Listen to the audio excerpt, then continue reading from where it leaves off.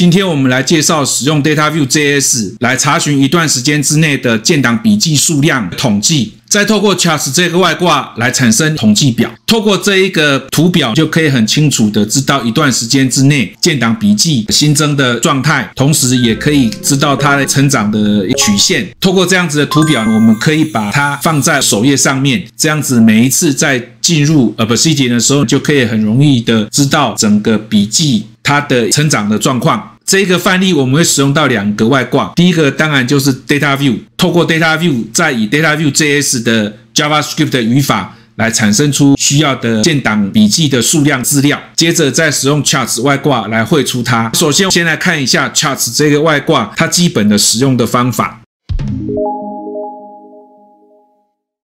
Charts 的安装很简单，我就不特别来做展示了。Charts 安装完以后，并且启用，就可以在命令面板里面找到 Insert New Chart 命令了。现在来示范一下，我在下面这里新产生新图形，按 Ctrl P， 输入 Chart，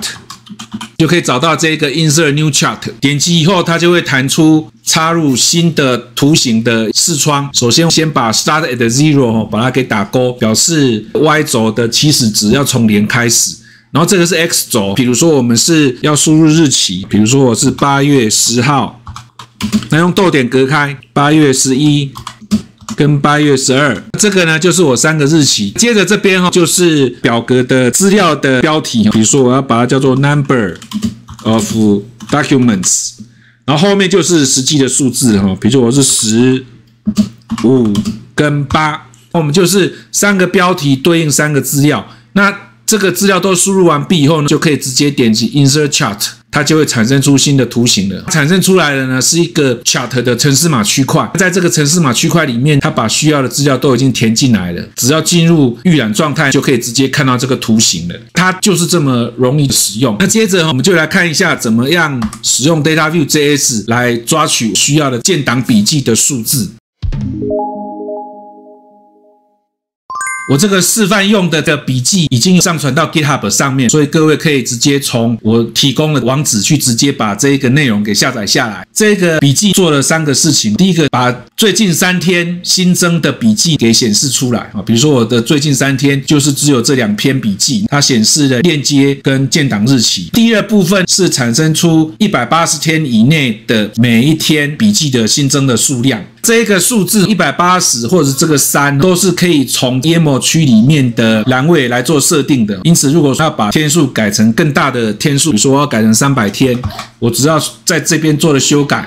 然后在外面点击一下，它立即就会马上做动态的呈现。现在出现的呢就会是300天的资料的内容，所以它所有的设定呢都是从这个栏位里面来做设定的，因此可以做到动态的查询的状况。那下面我们就来看一下它的程式码。这次程式首先就是使用 dv.current 去取出 YAML 区里面的栏位。如果 YAML 区的栏位没有设定的话，后面就会有预设值。因此这2个变数分别就是表格的预设几天前的一个天数，然后后面这个 chart days 呢就是图表使用的天数，预设就是10天。然后接着 start time 使用的 moment 这个函数取出目前的时间。然后这个资料夹也是使用 dv.current.folder 从 YAML 区里面取出 folder 这个栏位，它预设是空字串，空字串表示的就是所有的资料夹，然后后面再设定 line chart 的颜色，接着再从指定的资料夹里面去找出所有的笔记，让它形成一个资料的物件。接着这边写了一个函数叫做 get recent docs， 因为我们分别有表格的天数跟图表的天数，有这2个需要透过它来取出符合的笔记，因此我们在这边呢就写了一个 get recent docs 函数来做这个资料的过滤。然后后面这边首先就是取出我表格的物件，接着使用 dv.table 把它产生出去，变成是一个表格的内容。然后接着后面这边呢就是在处理图形了，图形一样也是使用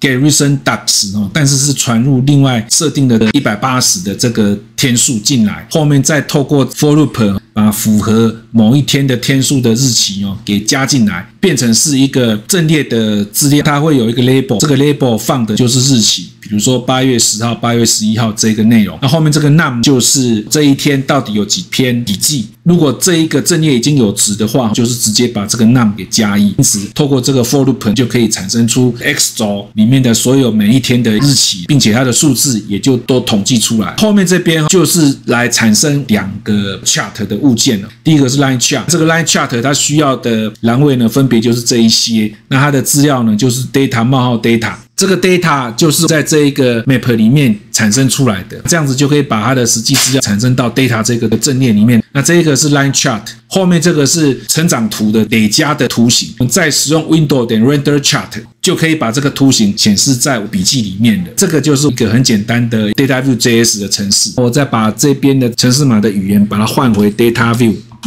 JS， 这样子它就可以正常的执行。那这个就是我们执行出来的样子的。今天就是简单的介绍使用 Data View JS 来产生需要的统计图。如果你觉得这个方法对你在做一些笔记的统计上有帮助的话，各位可以直接到我提供的 GitHub 的网址去下载这一个示范的笔记，然后你也可以学看看，如果使用 Charts 这个外挂，可以很轻松的就制作出需要的一个统计图。如果各位觉得我介绍的 Obsidian 知识对你在操作上有帮助的话，请记得订阅、按赞、分享，谢谢各位。